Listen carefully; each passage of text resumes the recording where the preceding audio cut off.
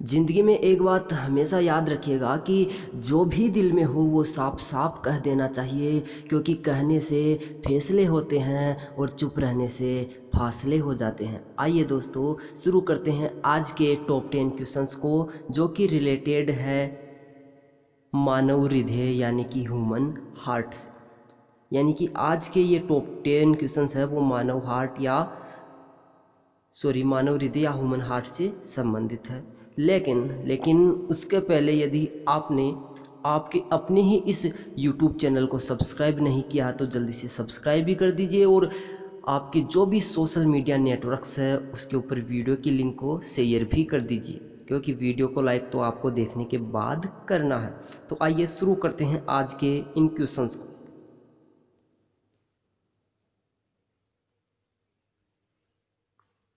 तो पहला क्वेश्चन है कि हृदय में पेसमेकर है। पहला क्वेश्चन है कि हृदय में पेसमेकर है।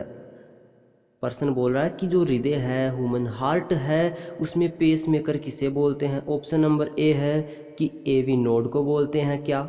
ऑप्शन नंबर बी बोल रहा है कि क्या पुरकिंजे तंतु को हृदय में पेसमेकर बोलते हैं क्या एस ए नोड को बोलते हैं, या फिर हीज के बंडल को। तो आपको याद रखना है कि हृदय में जो पेसमेकर है वो एस ए नोड को बोलते हैं। किसको? एस ए नोड को। ठीक है, याद रखिएगा हृदय में पेसमेकर किसको बोलते हैं। तो हृदय में जो पेसमेकर है वो एस ए नोड को बोलते हैं। देखते हैं अगले क्वेश्चन को।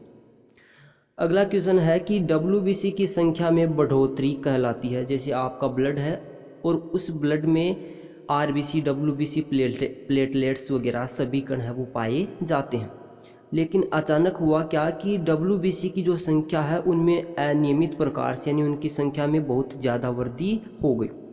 तो उस वृद्धि को क्या बोलेंगे। ऑप्शन नंबर ए है कि उसको क्या एनीमिया बोलते हैं, क्या उसको पॉलीथीमिया बोलते हैं, क्या ल्यूकोपीनिया बोलते हैं, या ल्यूकीमिया बोलते हैं।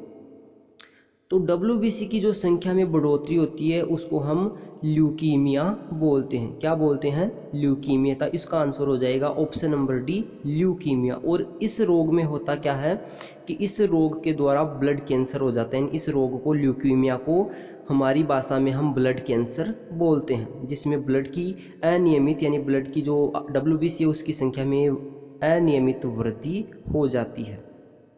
देखते हैं अगले क्वेश्चन को।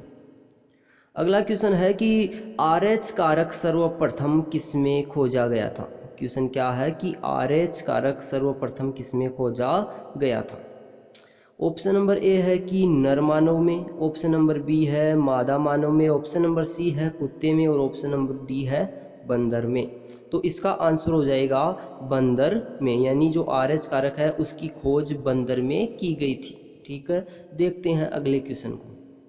अगला क्वेश्चन है कि रुधिर दाब निम्न में से किसमें पाया जाने वाला दाब है। रुधिर दाब का मतलब ब्लड प्रेशर, जिसको आप BP बोलते हो, वो किसमें पाया जाने वाला दाब है। ऑप्शन नंबर ए है धमनियों में, ऑप्शन नंबर बी है सिराओं में, ऑप्शन नंबर सी है अलिंद में, या फिर नीले में।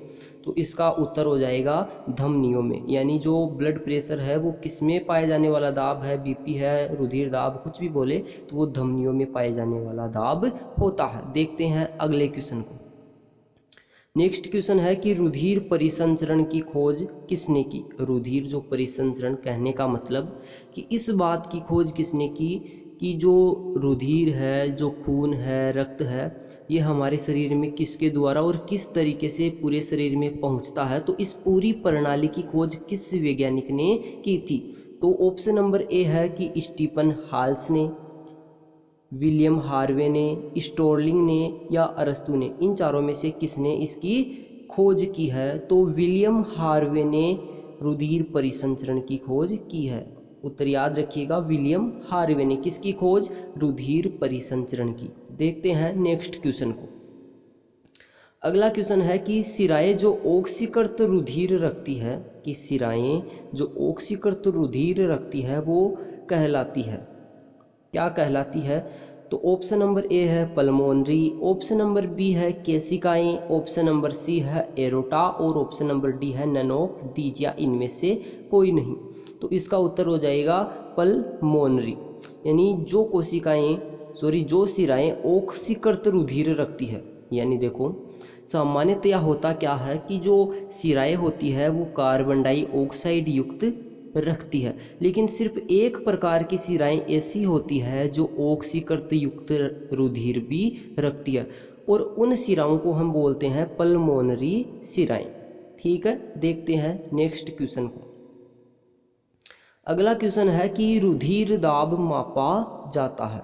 ठीक है, यानी रुधिर दाब या ब्लड प्रेशर या बीपी, तो जो बीपी होता है वो किस यंत्र के द्वारा मापा जाता है? आपने डॉक्टर साहब के पास देखा होगा जिसके द्वारा एक बीपी मापने वाला यंत्र होता है, तो उस यंत्र का नाम क्या होता है? ऑप्शन नंबर ए है हीमोग्लोबिनोमीटर, ऑप्शन नंबर बी है स्फेग्नोमेमोमीटर, ऑप्शन नंबर सी स्टेथोस्कोप, और ऑप्शन नंबर डी है धड़कन दर के द्वारा। तो इसका उत्तर हो जाएगा स्फेग्नोमेनोमीटर। क्या हो जाएगा? स्फेग्नोमेनोमीटर। देखते हैं अगला क्वेश्चन। नेक्स्ट क्वेश्चन है कि हीमोसाइनिन श्वसन वर्णक में पाया जाता है, यानी हीमोसाइनिन जो श्वसन वर्णक है उसमें क्या पाया जाता है? कौन सा आयन पाया जाता है, कौन सा तत्व पाया जाता है? तो ऑप्शन नंबर ए है लोहा या आयरन, ऑप्शन नंबर बी है जस्ता, ऑप्शन नंबर सी है कॉपर, और ऑप्शन नंबर डी है जिंक। तो हीमोसाइनिन श्वसन वर्णक है उसमें कॉपर पाया जाता है। इसका आंसर हो जाएगा सी, हमेशा याद रखना। देखते हैं नेक्स्ट क्वेश्चन को। अगला क्वेश्चन है कि एबीओ रुधिर वर्ग की खोज किसने की?